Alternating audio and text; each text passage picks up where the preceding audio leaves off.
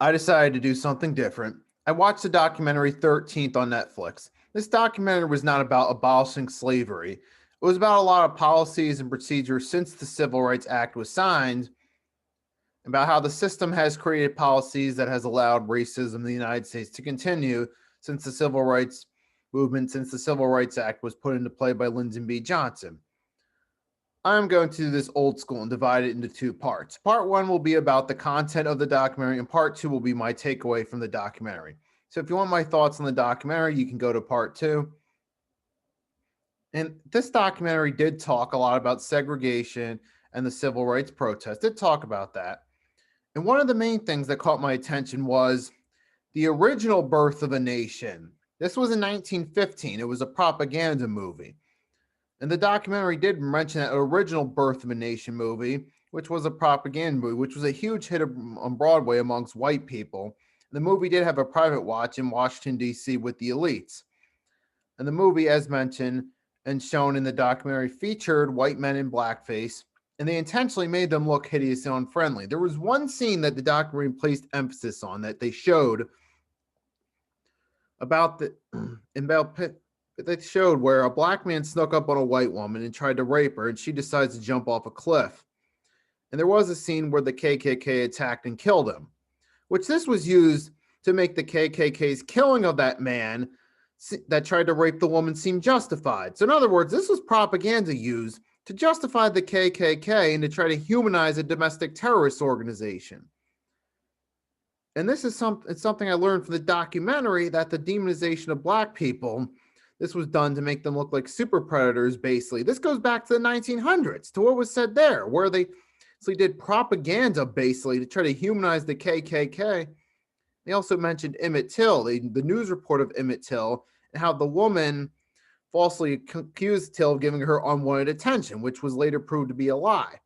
You also had Henry Louis Gates Jr., a college professor, discussed about how the civil rights protest, these people took to the streets as a movement they embraced because they knew if they went to the streets they'd get arrested, but they embraced it because they figured they had to be loud and make as much noise as possible to make some changes. And eventually the civil rights movement did get signed into play. However, then in the 1970s, the mass incarnation started during the Nixon administration. And there was a clip played where Nixon claimed that no one was above the law. But obviously he was referring in this case to black people. And there was a graphic that was repeatedly throughout the entire documentary. First, it started with the prison population count in 1970, which was 357,292. Then you had Nixon talk about crime and corruption on a repeated basis. They talked about the war on drugs. Right, and they talk about repeatedly, and author Brian Stevenson, who was interviewed for the documentary, mentioned that it was about sending people to jail for low-level crimes such as possession of marijuana, which was one of the main focuses. The documentary also mentioned important pieces of information coming from the Nixon administration. John Eichelman, Nixon advisor, if I'm pronouncing that name correctly, so the Nixon advisor acknowledged in 2016 that the war on drugs was really meant to target black people.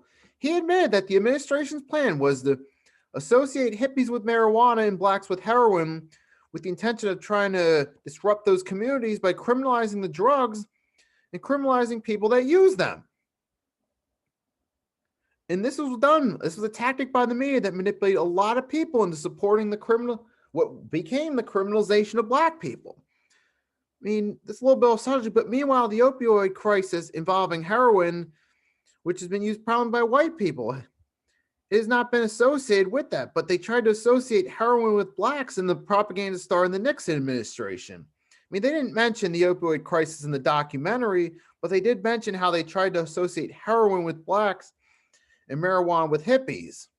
And throughout the entire documentary, they show the prison increase graphics, which showed eventually to above 500,000 in 1980, then slightly below 800,000 in 1985. And then by 2000, eventually got to the point where it came over 2 million.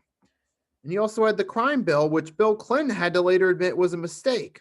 But meanwhile, then in 2016, Clinton tried to use white supremacist propaganda talking points, basically, where Bill Clinton tried to defend the crime bill against the people that were criticizing it by making it seem as though he kept their family safe from super predators and that the crime bill locked up super predators, so-called super predators, which that was a term Hillary Clinton coined.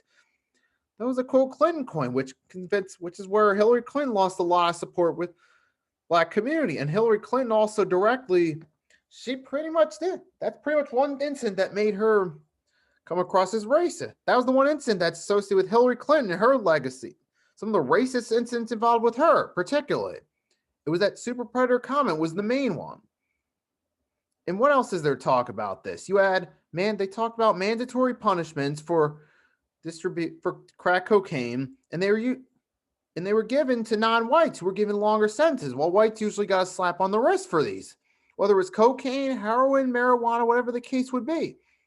And the one more thing I was going to talk about was in the documentary was about the corporation ALEC. ALEC stands for American Legislative Exchange Council. And this is a corporation that has written laws to Republicans, and they've had major corporations such as Walmart on board with ALEC. Until this George Zimmerman, Trayvon Martin shooting, Walmart pulled from it, directly supporting ALEC, and the CCA, which is a private prison out of Tennessee, that used to hold immigrants in glorified prison. And they also have immigrants are being held in glorified prisons opposed to detention centers. This is other stuff that was mentioned too.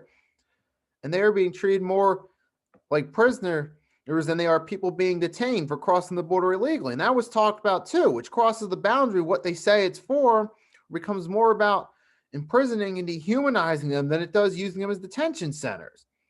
And ALEC has recently tried to flip stances, but they did seem like they did so out of pocketbook interest. Of course, they mentioned how ALEC helped pass the Stand Your Ground law in Florida, which allowed George Zimmerman to get away with murder in the Trayvon Martin incident. And there was so much discussed from Trayvon Martin to Tamir Rice and so much more. The last thing I will say directly about the documentary itself in this video was that they played the Donald Trump speech where he was talking about back in the old days, protesters used to be carried out on stretchers. Well, the documentary played the video archive of beatings and victims of beatings being taken out on stretchers in the 1960s. And like I said, Trump kept referring it to as the old days. And this showed the racist rhetoric Trump started using in his speeches. And one of the things that he used to rise to power. But I can go into that subject another time. So I'm going to make another video, though, part 2, talking about my perspective and what I took away from this documentary. So stay tuned.